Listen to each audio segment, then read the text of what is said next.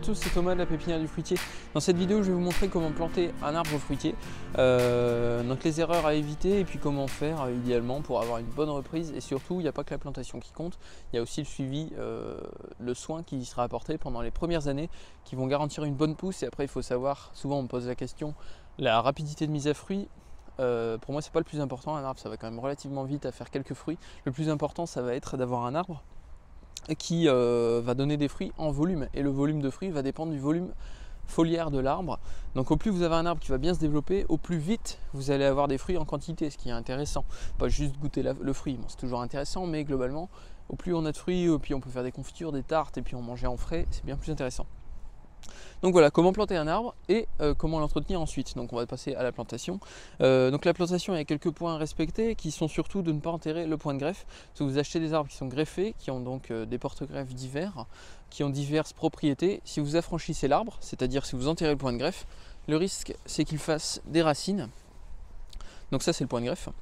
Et si ce point de greffe vient à faire des racines, vous allez avoir tout simplement un arbre qui va ne plus tenir compte des propriétés du porte-greffe. Donc par exemple, si vous aviez pris un arbre avec un porte-greffe nanifiant pour avoir par exemple un prunier, là en l'occurrence on est sur un prunier qui ne fait que 3 mètres à taille adulte, vous allez vous retrouver avec un prunier qui va en faire 5 ou 6 si vous l'affranchissez.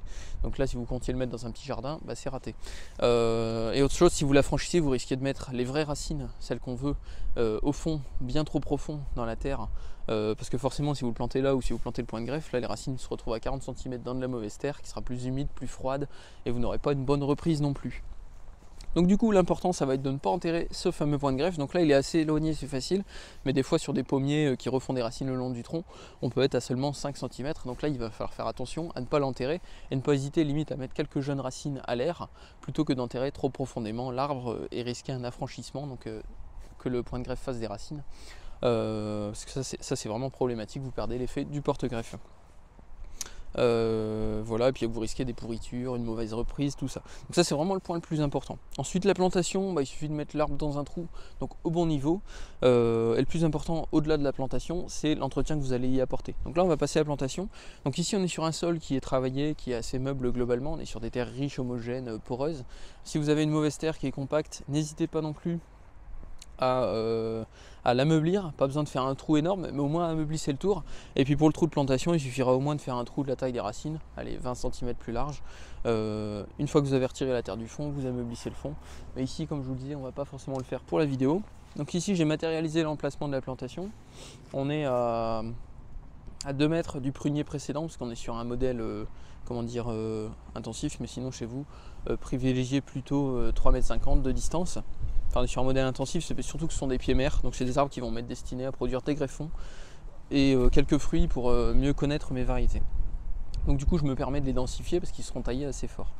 Mais sinon chez vous, pour un prunier par exemple, partez sur 3,50 m, mais c'est pas l'objet de la vidéo, l'objet de la vidéo c'est la plantation. Les distances varient pour toutes les espèces et pour tous les porte-greffes surtout. Donc voilà, donc là je fais un trou. Donc on commence à creuser, j'ai matérialisé l'endroit de la plantation qui est aligné dans ma rangée. Donc je viens creuser mon trou à l'aide d'un loucher ou d'une bêche chez vous. Après, si vous avez des cailloux, des trucs comme ça, n'hésitez pas à prendre une pioche non plus. Donc je viens faire un trou qui va faire au moins la taille que vont occuper les racines à plat, parce qu'on voit le système racinaire était relativement plat sur cet arbre. Et après il faudra juste le mettre dans le trou, reboucher. Également essayer de garder la terre toujours au même endroit, surtout quand on est dans de l'herbe. Si vous l'étalez trop, vous allez perdre la terre dans l'herbe et ne plus la voir pour reboucher le trou, ce qui va être pénalisant.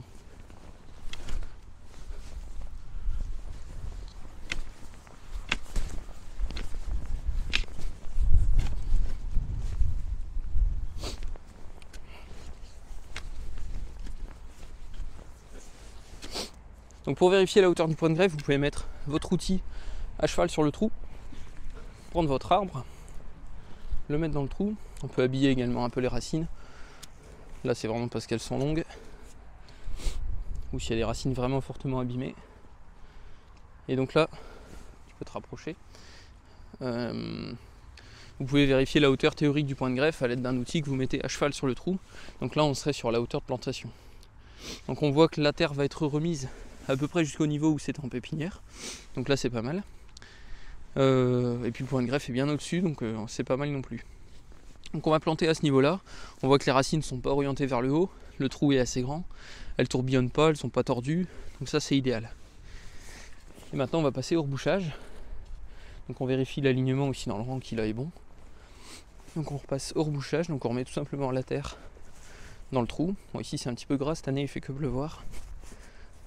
Et après si on veut, on peut essayer de secouer un peu l'arbre pour s'assurer que la terre est bien dans toutes les racines.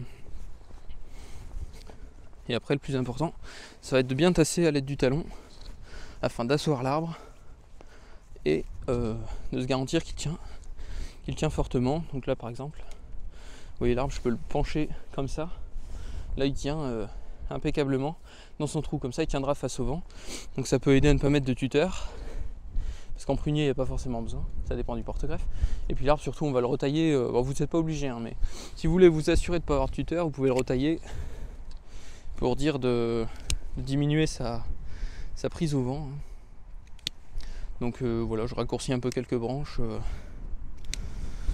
On peut aussi en supprimer quelques-unes, un peu basses, qui vont pas forcément me servir. Et voilà. Donc là l'arbre n'a pas de prise au vent, la terre a été bien rappuyée au pied, il ne va pas bouger de l'hiver, la terre va se refiger. Et puis après il y a la reprise au printemps. Donc là on arrive au plus important pour moi, c'est pas forcément la plantation, c'est comment vous allez l'entretenir après la plantation. Donc pour l'entretenir correctement, il faut que l'arbre soit désherbé. Donc idéalement, n'ayez pas d'herbe, au moins 30-40 cm de chaque côté. Donc pour ça, soit vous utilisez un paillage, soit vous binez.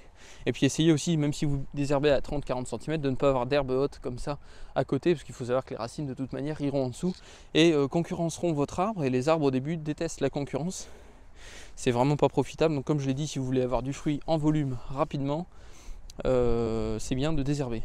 Et il n'y a pas que pour avoir des fruits en pensant que tout ce qu'on veut c'est le fruit, c'est aussi la santé de l'arbre. Un arbre qui pousse, c'est un arbre qui est en pleine santé et qui va être bien. Parce qu'il faut savoir que de transplanter un arbre, c'est pas forcément naturel pour lui. Donc derrière, il ne faut pas forcément utiliser des artifices, il faut pas forcément se baser que sur du naturel pour la croissance d'un arbre. Parce que ce qu'on fait de base, c'est contre nature, entre guillemets, de repiquer un arbre. Ça n'arrive pas tout seul dans la nature. On repique des graines si on veut, mais pas des arbres. Donc voilà, donc ce prunier est planté, ici il va passer sa vie ici normalement. Donc l'année prochaine normalement il devrait me faire des belles pousses. On peut aller regarder des arbres qui ont été plantés l'année dernière si vous voulez.